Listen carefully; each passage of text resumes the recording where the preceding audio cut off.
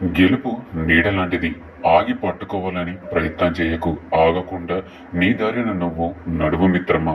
అది నిన్ను అనుసరిస్తుంది. ఒక విషయం నువ్వు గుర్తుంచుకోవాలి. వెలుతురు అనే సత్యం వైపు నడిస్తేనే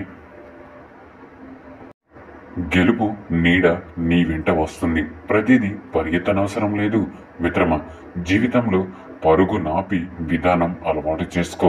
పరిగెత్తే కుందేలు బ్రతికేది 10 సంవత్సరాలే. నిదానంగా సాగే తాబేలు ఆయుష్ మాత్రం 100 ఏళ్ళు మిత్రమా. అందం నడవడికలో ఉంటుంది, కానీ ఆడంబరంలో కాదు కదా. సత్యం, ప్రేమ ఎక్కడుంటాయో అక్కడ శాంతి తప్పకుండా ఉంటుంది మిత్రమా. మనని అర్థం చేసుకునే వారికి మన రూపంతో అవసరం లేదు, మన మనసుతోనే పని. మనల్ని బాధ పెట్టే వారికి మన మనసుతో అవసరం లేదు, వారి అవసరంతోనే పని. మన చెలిమి కోరే వారికి మన వ్యక్తిత్వంతోనే పని. మనల్ని దూరం పెట్టే వారికి మన ఫీలింగ్స్తో అవసరం లేదు మిత్రమా. వారి స్వార్థంతోనే పని. సాలెపురుగు ఎంతో సహనంగా గూడు కట్టుకుంటుంది. ఒక చీపురు దెబ్బకి మొత్తం కూడా పోతుంది మిత్రమా. అయినా అది నిరాశపడదు, మళ్ళీ తన ప్రయత్నం మొదలు పెడుతుంది. మనమైనా అంతే మిత్రమా. అన్నిటినీ కోల్పోయిన భవిష్యత్ ఇంకా మిగిలి ఉంది. దిగులు పడకుండా తిరిగి ప్రయత్నిస్తే విజయం మనదే. ఇది బాగా గుర్తుపెట్టుకో మిత్రమా. ఈ లోకంలో ఎప్పుడైనా సరే మంచివాడిని ఎప్పుడు కూడా మంచివాడు అని అనదు. మంచివాడుగా నటించే వాడిని మాత్రమే వీడు చాలా మంచివాడు అని అంటుంది. మంచితనాన్ని గుర్తించే మంచితనం చాలా మందికి ఉండదు మిత్రమా. కొరత అనేది ఈ సృష్టిలోనే లేదు. అవసరానికి మించి కోరడం వల్లే ఊహాచరితమైన కొరత ఏర్పడి మనల్ని ఇబ్బంది పెడుతూ ఉంటుంది. మిత్రమా, నువ్వు జీవితంలో పైకి ఎదగాలంటే 1, నీకున్న దాంట్లోనే ఇతరులకు సహాయపడు. 2, ఓటమి ఎదురైనా తిరిగి ప్రయత్నించు. 3, పేదరికంలో నీ నిజాయితీని వదలొద్దు. 4, మాట తీరులో సరళతత్వం నేర్చుకో. 5, కోపంలో కూడా సహనాన్ని కోల్పోవద్దు. 6, కష్టాలను తట్టుకునే శక్తిని సంపాదించు. 7, ప్రతి ఒక్కరిని గౌరవించు మిత్రమా. జీవితం అనే పుస్తకంలో ఒక్కొక్క పేజీ ఒక్కొక్క అనుభవాన్ని నేర్పిస్తుంది. అందులో కొన్ని తీయనైన మధురానుభూతిని కలిగిస్తాయి, మరికొన్ని చేదైన స్మృతులుగా మిగిలిపోతాయి. ఏదైనప్పటికీ జీవితంలో మంచి, చెడు, సుఖం, దుఃఖం 2 ఉంటాయి మిత్రమా. మంచితో కూడిన సుఖం అందరితో పంచుకోవాలనిపిస్తుంది. చెడుతో కూడిన దుఃఖం ఒంటరిగా భరించాల్సి వస్తుంది. అదే జీవిత సత్యం నేస్తమా. ఒక విషయాన్ని గుర్తుపెట్టుకో మిత్రమా. సముద్రం అందరికి ఒకటే, కానీ ఈత వచ్చిన వాడికి ముత్యాలు దొరుకుతాయి, వల వేయడం వచ్చిన వాడికి చేపలు దొరుకుతాయి. నిలబడి చూసిన వాడికి కాలు మాత్రమే తడుస్తాయి. జీవితం కూడా అంతే మిత్రమా. అందరికీ ఒకటే, కాకపోతే మన ప్రయత్న బలం ఎంత అయితే ఉందో అంతే దక్కుతుంది. నమ్మక ద్రోహం నువ్వు ఎక్కడున్నావు అని అడిగితే ఇక్కడే ఉంటున్నానంటుంది. విశ్వాసం అనే ముసుగులోని పక్కనే ఉన్నానని అన్నాడట. అలాగే మీతో స్నేహం చేసే వాళ్ళంతా మంచివారని భ్రమపడకండి. కొందరు నమ్మకంగా ఉంటూనే నట్టిట ముంచేస్తారు. అభిమానం చూపులతోనే అగాధంలోకి నెట్టేస్తారు. జాగ్రత్త మిత్రమా.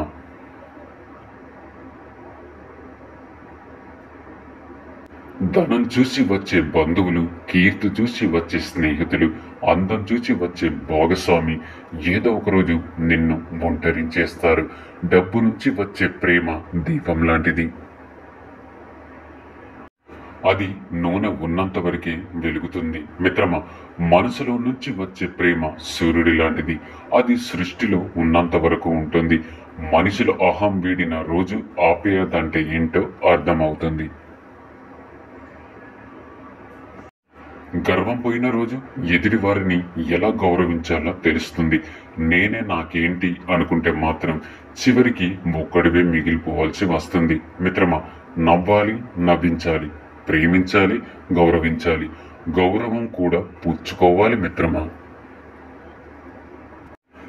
ఏం చేస్తున్నావు అని కాకుండా ఎలా ఉన్నావు అని అడగండి. సంపాదన ఎంత అని కాకుండా సంతోషంగా ఉన్నావా అని అడగండి. పని ఉన్నప్పుడు కాకుండా పని గట్టుకొని మాట్లాడండి. పోయాక ప్రేమాభిమానాలు కాకుండా ఉన్నప్పుడే నేనున్నానని భరోసా ఇవ్వండి.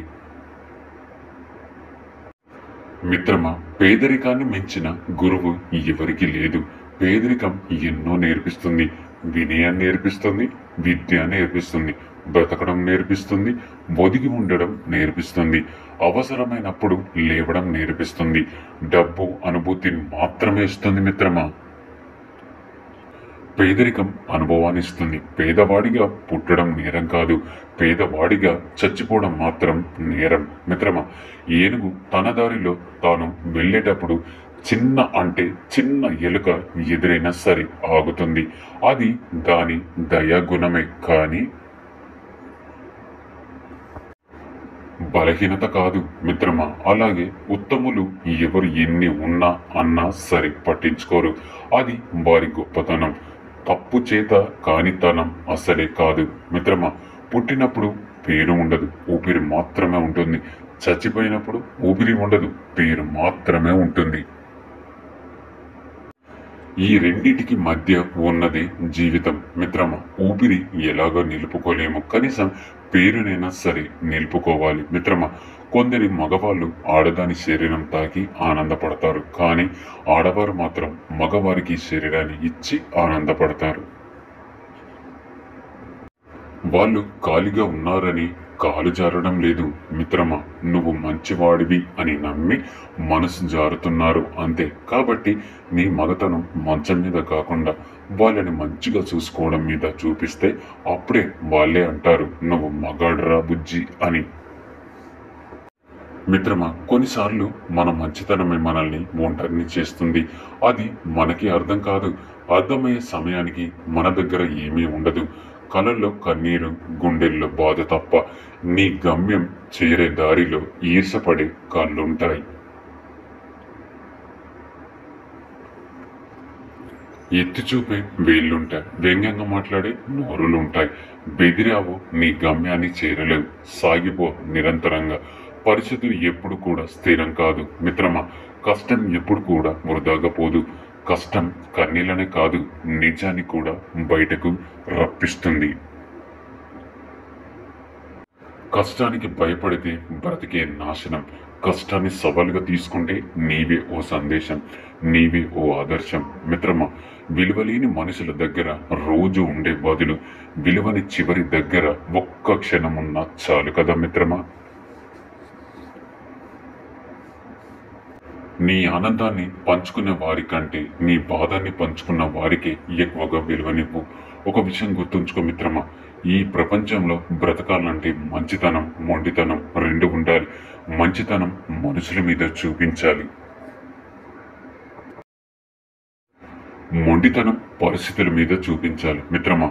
ఎవరి నుంచి ఏది ఆశించకు, అది నీ ఆనందాన్ని చంపేస్తుంది. అర్థమైందనుకుంటా మిత్రమా. ఆడదాన్ని అదుపులో పెట్టుకోవడానికి మగవాడు ఈ 5 రకాల టెక్నిక్స్ ని ఎప్పుడు కూడా ఫాలో అవ్వాలి.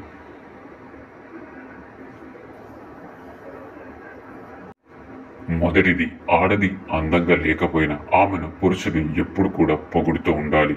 రెండవది, స్త్రీని ఎక్కువ సమయం ఖాళీగా ఉంచకూడదు. లేదంటే స్త్రీని నియంత్రించడం పురుషుడికి చాలా కష్టమవుతుంది.